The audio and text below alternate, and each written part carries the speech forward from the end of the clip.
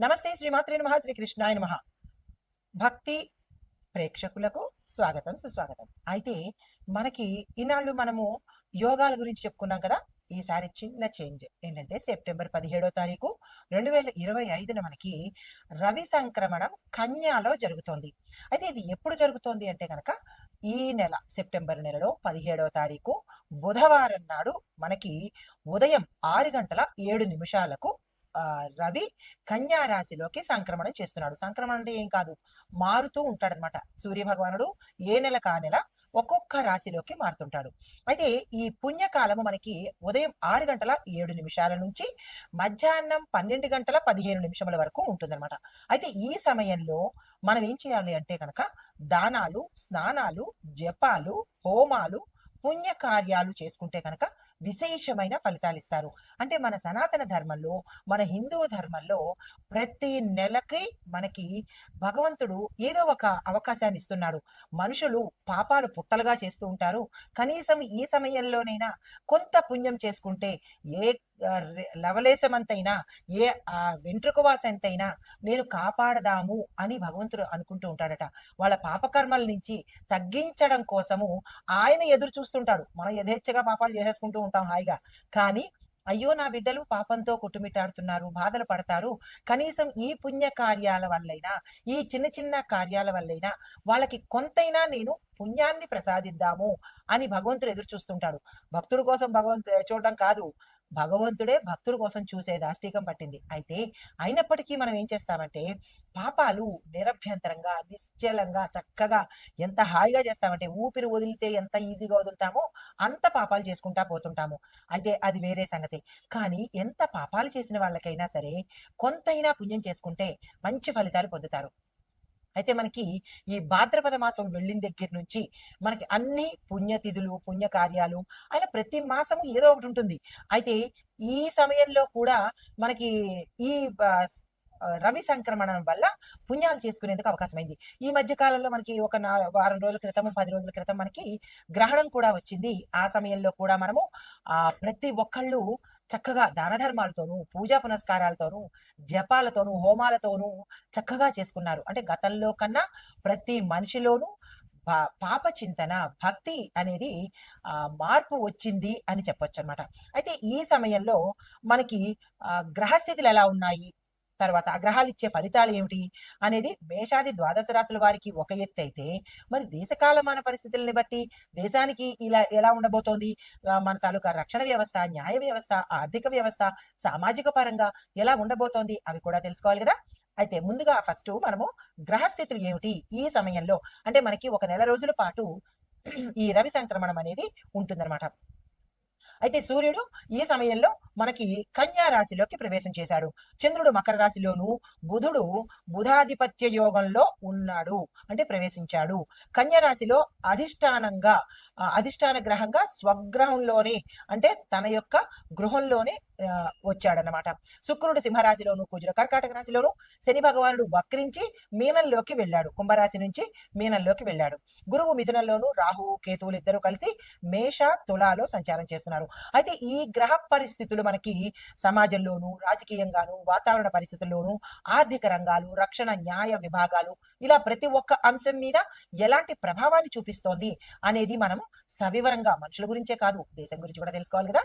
అయితే దేశకాలమాన ఫలితాలు ఎలా ఉండబోతున్నాయంటే వాతావరణం మారుతుంది, వర్షాలు తగ్గుముఖం పట్టి శరదృతువు స్పష్టంగా కనిపించేటట్టుగా గోచరిస్తోంది. పంటల దిగుబడి కొంతవరకు ఊహించినంత రాకపోయినప్పటికీ అంటే రైతులు ఇంత శాతం అని ఊహించుకుంటారు, అంత శాతము రాకపోయినప్పటికీ కొంత మెరుగయ్యే అవకాశం కనబడుతోంది. వ్యవసాయంలో నీటి కొరత ఉండి రైతులు కొన్ని చోట్ల ఇబ్బంది పడే అవకాశం కూడా గోచరిస్తోంది. ఇది ఒక రకంగా వాతావరణ పరంగా. మరి ఆర్థిక పరిస్థితులు ఎలా ఉండబోతున్నాయంటే కనుక బుధుడు స్వరాశిలో కన్యా రాశిలో ఉండడం వల్ల ఆర్థిక లావాదేవీలు కానీ, వ్యాపార రంగంలో కొత్త మార్పులు చోటు చేసుకునే అవకాశాలు కనబడుతుంటాయి. అయితే స్టాక్ మార్కెట్ లో చూసినట్టయితే కనుక విపరీతమైన ఉత్కంఠత, టెన్షన్లుగా ఉంటుంది. ఎందుకు అంటే ఆ ఫ్లక్చుయేషన్స్ ఎలా రేట్లు మారాయి, ఎలా ఉండబోతోంది, స్టాక్ మార్కెట్ లో ఫ్లక్చుయేషన్స్ ఉన్నాయా, హెచ్చులు ఉన్నాయా, తగ్గులు ఉన్నాయా, ఇలాగా ఉత్కంఠభరితంగా ఉండబోతోంది. అయితే కొంత లాభాలు వచ్చేటట్టుగానే గోచరిస్తోంది. అయితే ఐటీ టెక్నాలజీ ఎగుమతులు అంటే ఎక్స్పోర్ట్ రంగంలో వేగవంతంగా అంటే ఫాస్ట్ గా డెవలప్మెంట్ అనేది కూడా గోచరిస్తోంది. అయితే కానీ చమురు అనగా ఆయిల్, బంగారము ధరలు కూడా విపరీతంగా పెరిగేటట్టుగా గోచరిస్తోంది. నిన్న మొన్న చూసినట్టయితే గ్రాము 1368 రూపాయలకు వెళ్ళింది. అంటే ఓవరాల్ గా చెప్తున్నాను, ప్రాంతాన్ని బట్టి కాదు. అంటే 1,30,000 పైచిలకే దాటిందనమాట. ఇంకా పెరిగే అవకాశం కూడా ఎక్కువగా కనబడుతోంది. సుమారుగా 2 లక్షలు కూడా టచ్ చేయవచ్చు అన్నట్టుగా గోచరిస్తోంది. అయితే న్యాయ రక్షణ విభాగం కనుక చూసినట్టయితే న్యాయస్థానాల తీర్పు దేశ రాజకీయాల మీద ప్రభావం ఎక్కువగా చూపిస్తుంది. దీంతో పాటు కొన్ని కీలకమైన కేసులు ఫలితాలు బయటకు వెల్లడించే అవకాశాలు కూడా గోచరిస్తున్నాయి. అయితే రక్షణ వ్యవహారాలు చూసినట్టయితే కనుక సైనిక శక్తి, వాళ్ళ యొక్క శక్తి ఎక్కువగా ఉంటుంది. సైనికుల్లో జోష్ ఎక్కువగా ఉంటుంది.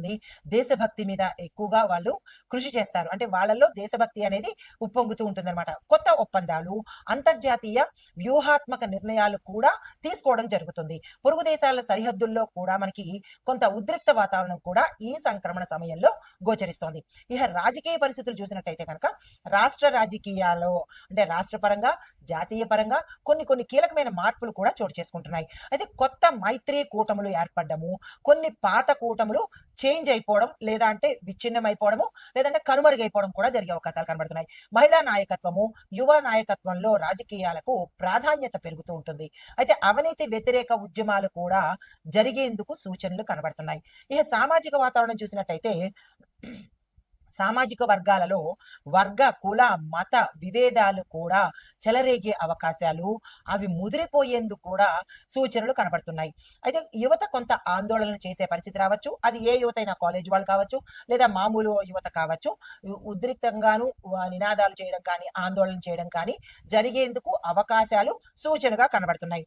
విద్యా, టెక్నాలజీ, వైద్య రంగంలో కొత్త ఆవిష్కరణలు అంటే ఇన్నోవేషన్స్ ఎక్కువగా కనబడే అవకాశం కనబడుతోంది. అయితే ధార్మిక సంఘటనలు, భక్తి, ధర్మాన్ని పాటించడము, ఇలాంటి ధార్మిక సంబంధితమైనవి యాత్రలు ఎక్కువగా చేయడము, ప్రజలలో భక్తి భావన ఎక్కువగా అవ్వడము, ఇలాంటివి కూడా గోచరిస్తున్నాయి. అయితే ఇవన్నీ చూసినట్టయితే ఇవి దేశ కాలమాన ఆర్థిక, న్యాయ, వాతావరణ, వ్యవసాయక రంగాల గురించి. మరి ఈ యొక్క ఫలితాలు మరి మేషాది ద్వాదశ రాశుల వారికి ఎలా ఇవ్వబోతోంది, అసలు ఏ రాశుల వాళ్ళకి ఎట్లాంటి ఫలితాలు ఇస్తాయి అనేది మనం ఇప్పుడు చూద్దాం. తదుపరి రాశి కన్యా రాశి. ఈ కన్యా రాశి వారికి ఈ కన్యా రవి సంక్రమణము మీ రాశిలోనే జరుగుతోంది కాబట్టి సూర్యుడు మీ రాశిలో లగ్న స్థానంలో ఉన్నాడు. అందువల్ల మీలో ఏమిటి ఉంటుందంటే ఆత్మవిశ్వాసం పెరుగుతుంది, ధైర్యం పెరుగుతుంది. గతంలో పడ్డ ఇబ్బందులకు మీరు ఇప్పుడు ఛాలెంజెస్ గా తీసుకునే అవకాశం కనబడుతోంది. శరీరంలో వేడికి సంబంధించినటువంటి సమస్యలు కూడా అంటే ఆరోగ్యపరంగా కొన్ని సమస్యలు వచ్చే అవకాశం కనబడుతోంది. జాగ్రత్తలు తీసుకోండి.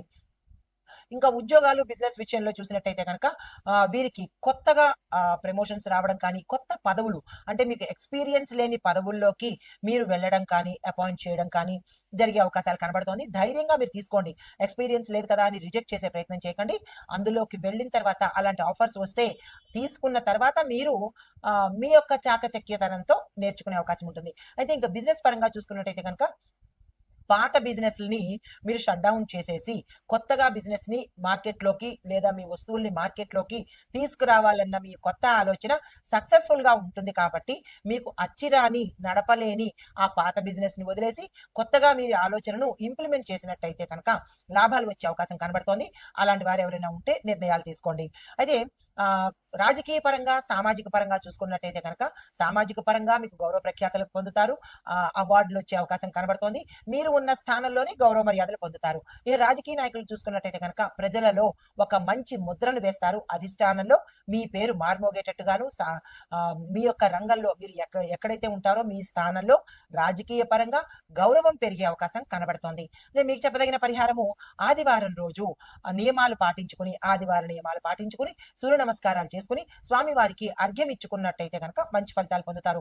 మాకు అర్ఘ్యం ఇవ్వడం రాదు అంటే అదేదో పెద్ద యజ్ఞం కాదు, యాగం కాదు. స్నానం చేసిన వెంటనే ఎర్రని చెంబు అంటే రాగి చెంబు తీసుకొని అందులో నీళ్లు వేసి సూర్యుడికి ఎదురుగా అంటే తూర్పు దిశగా నీళ్లను తులసి మొక్కలో కానీ ఏదైనా మొక్కలో కానీ వెయ్యడమే. ఇది పెద్ద యజ్ఞాలు కాదు, యాగాలు కాదు, ఖర్చు కూడా కాదు. ఖర్చు అనేసరికి వెనక్కి వెళ్ళకండి, ఇది ఖర్చుకు సంబంధించింది కాదు. సూర్యుడికి అర్ఘ్యం ఇవ్వడము ఇది ఇచ్చినట్టయితే కనుక స్వామివారి నుంచి మీరు మంచి ఫలితాలు తీసుకునే అవకాశం కనబడుతోంది. నమస్తే. అయితే ఈ సెప్టెంబర్ 17, 2025 మనకి కన్యా రవి సంక్రమణ జరుగుతోంది కదా. ఈ సమయంలో మనకి ఓవరాల్ గా ఎలా ఉండబోతోంది అంటే కనుక మిశ్రమ ఫలితాలు, కొంతమందికి మంచి ఫలితాలు కొంతమందికి కలిగేటట్టుగా గోచరిస్తోంది. అయితే సమాజానికి మాత్రము మిశ్రమ ఫలితాలే ఎక్కువ కనబడుతున్నాయి. అది ఒకటి, ఆర్థిక రంగంలో వృద్ధి మార్పులు వస్తాయి. రాజకీయ రంగంలో చూసినట్టయితే కనుక అస్థిరత, కొత్త కూటాలు ఏర్పడతాయి. సామాజిక పరంగా చూసుకున్నట్టయితే కనుక ఆందోళనలు, టెక్నాలజీ అభివృద్ధి జరగడము ఒకే సమయంలో జరుగుతాయన్నమాట. అయితే దేశ రక్షణ, న్యాయ రంగము ఇలాంటి పరిస్థితి చూసినట్టయితే కనుక కఠినమైన నిర్ణయాలు తీసుకునే దిశగా మనకి ముందుకు, అంటే కఠినమైన నిర్ణయాలు తీసుకోవాల్సిన పరిస్థితి దేశంలో ఉండే అవకాశం కనబడుతోంది. ఇవి ఓవరాల్ గా మనకి ఈ సంక్రమణ సమయంలో ఇచ్చే పరిస్థితులు, ఫలితాలన్నమాట. మేషాది ద్వాదశ రాశుల వారికి అలా వ్యక్తిగతంగా ఉన్నట్టు ఇక్కడ మనకి దేశ కాలమాన పరిస్థితుల్లో ఈ ఇంపాక్టు, ఈ అభివృద్ధి, ఈ సవరణలు జరిగే అవకాశం గోచరిస్తోంది.